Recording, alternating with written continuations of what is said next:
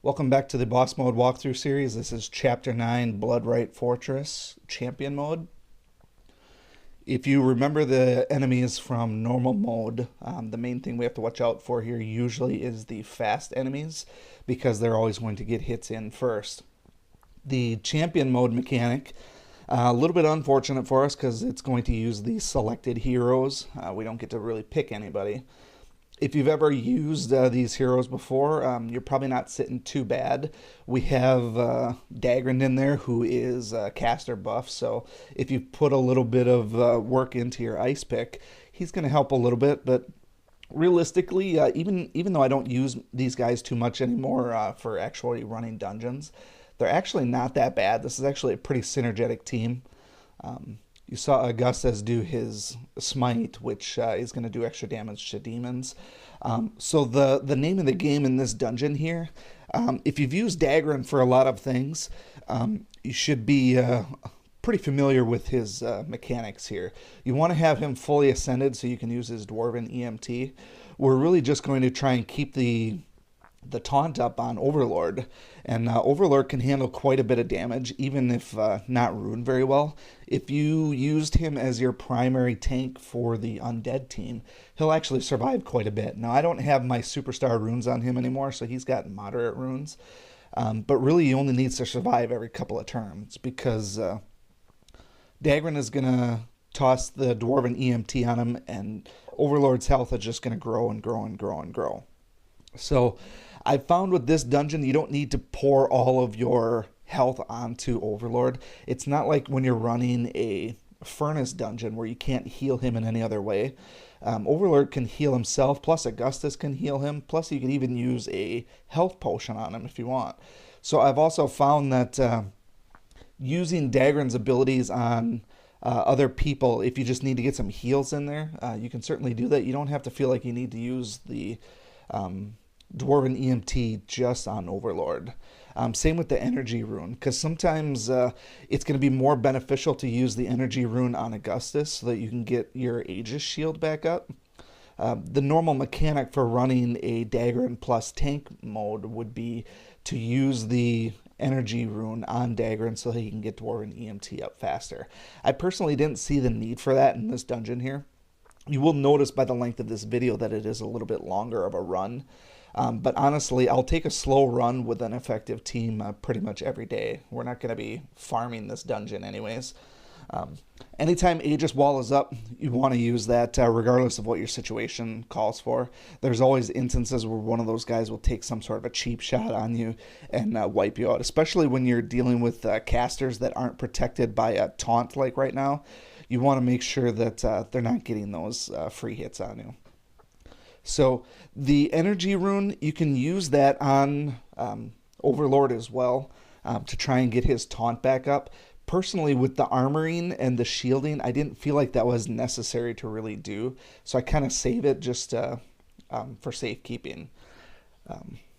And then we'll just wait for the Dwarven EMT to come up and usually heal. But so we saw that the little Braum wannabe actually took a little bit of damage took a little damage and dished it out to Ice Pick here. So it's possible that some of those guys are going to get hits. That's why I like to have that Aegis shield as much as possible.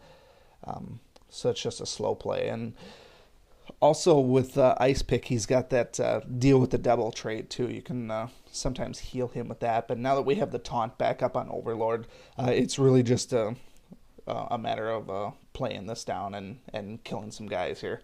The actual heals, honestly, if you want to use your heals with Dagrin, I find that Augustus is better for damage in this dungeon. Usually there's more demons than what we're seeing here, but feel free to kind of spread that out a little bit. Honestly, if you keep the taunt up on Overlord, you're probably not going to take a ton of damage unless he's really weak for you. So I ended up just before the previous turn with Dagrin, I gave the energy rune to Overlord just so that I could get his taunt back up sooner the next time. So we saw there was an unfortunate incident here with Ice Pick kind of biting the dust, but like I said, I kind of expected that to happen every now and then. I don't have any runes on Ice Pick at all, so I know he's not going to be a survivor.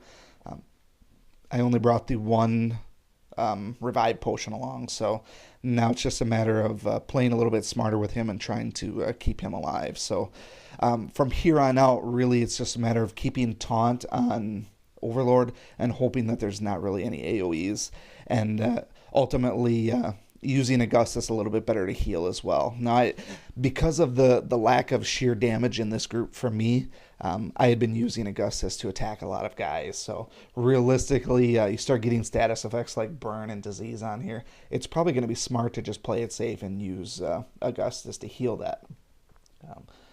So right now, Augustus is burning and he's diseased. Probably not a good situation. So I basically replenish him and then we'll basically live to fight another day. Like I said, that's kind of how you have to play this dungeon. It's not going to be a fast dungeon unless you have all of your best runes on a couple of these guys. There's not really much you can do.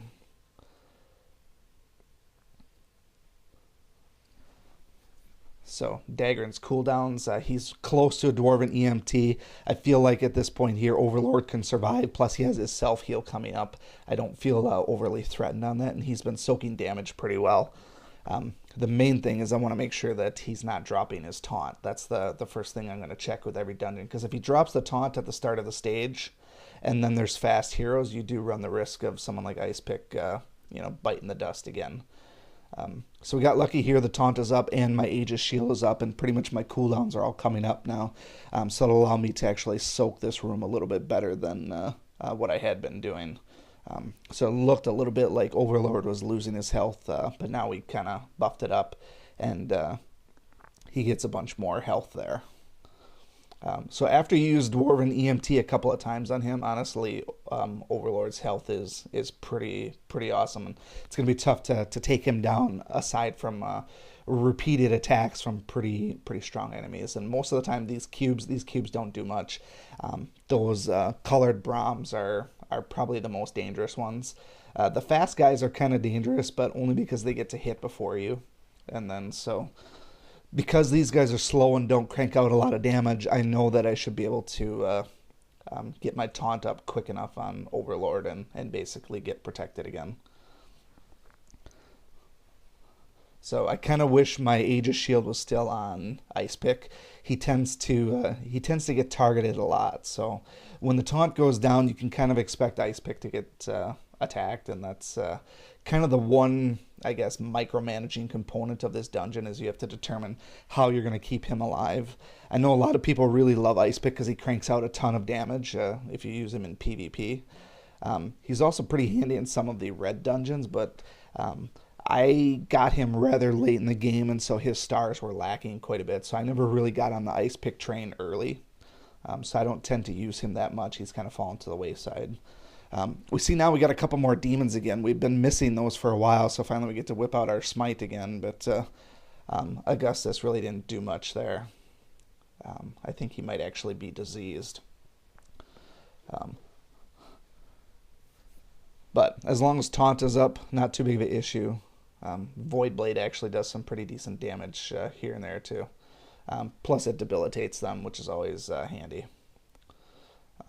But as long as the taunt stays up, those Aegis shields on both Dagran and Augustus are really handy, and you really don't take a ton of damage. So you can see me thinking over here what I actually want to do with the cooldowns.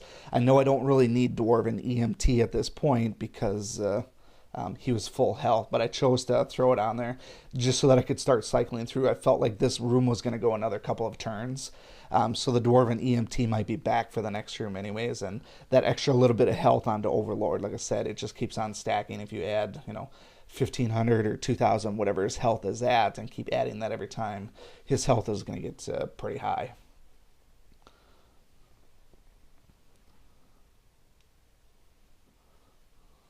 So you saw me thinking there for a second. I was basically a little bit concerned about what was going to happen. I knew that his attacks weren't going to be able to kill that cube, and I was worried that they were going to target Ice Pick because that taunt was down, so I ultimately decided to use that energy potion just to be on the safe side. I said that a few minutes ago because I lost my only energy, or my only revive potion. I didn't want to see Ice Pick die again and end up losing out on the 3-star. So there will be instances, if you're used to running dungeons that require a taunt to be up all the time, you're probably faced with that decision quite a bit as far as counting when the taunt is going to expire and what sort of enemies you're looking at. And I was fortunate enough that there weren't any fast heroes that were going to attack before I could do anything, so I was pretty happy about that. But we still have plenty of room to spare here because we do have another energy potion that we can use if need be. Plus we have friend heroes, so really energy shouldn't be your main concern at this point. It's keeping these shields up and keeping the taunt up would be more important, unless you had a revive potion to spare. I know that in the scheme of things I can use a friend hero to clear out a room if I really needed to. And honestly, after I burned through that first revive potion, that's kind of where I expected to go with this one. So once we get back to the boss room, we saw this before, it's not really a challenging boss room. They do have a whole bunch of increased defense. We saw that even the one Kozar that I used didn't really hit as hard as I expected them to. So use one of your strongest hitting ones. Obviously, Kozar is always a good one to use as far as friend heroes, but anybody that you know and reliably cranks out a ton of extra damage, go ahead and use it. I chose to use Grognog here just because he does decent damage, and I don't see him enough because I don't personally use him yet. I've left him off of my summon for the meantime, but he hits pretty good. And it's the same mechanic we saw the first time. The first one died and the other one survived. Now it's just a matter of cleaning things up. We have all these Aegis shields on us, and we pretty much have all of our abilities here. The taunt is down on Overlord, so we do have to think about what's going to actually happen here. So I gave the energy to Overlord just in case his taunt wasn't up. I had been saving Ice Pick's Hailstorm for a while because I wanted to be able to dish out that damage. And then, even though I could attack with Overlord, it's more important to get the taunt up. And honestly, these guys don't hit very hard against Armored, plus they're Frostbitten. So even that AoE is pretty much soaked by my Aegis shields, and at this point, there's no chance of them surviving. So here we are, 12 and a half minutes in. We saw that it was a long run, but it wasn't a difficult run by any means. I do recommend taking probably either 2 energy and 1 revive, or 2 revive and 1 energy, depending on how well you're able to micromanage. All right, stick around for the boss mode mechanic, and we'll get to that one in the next video. Thanks.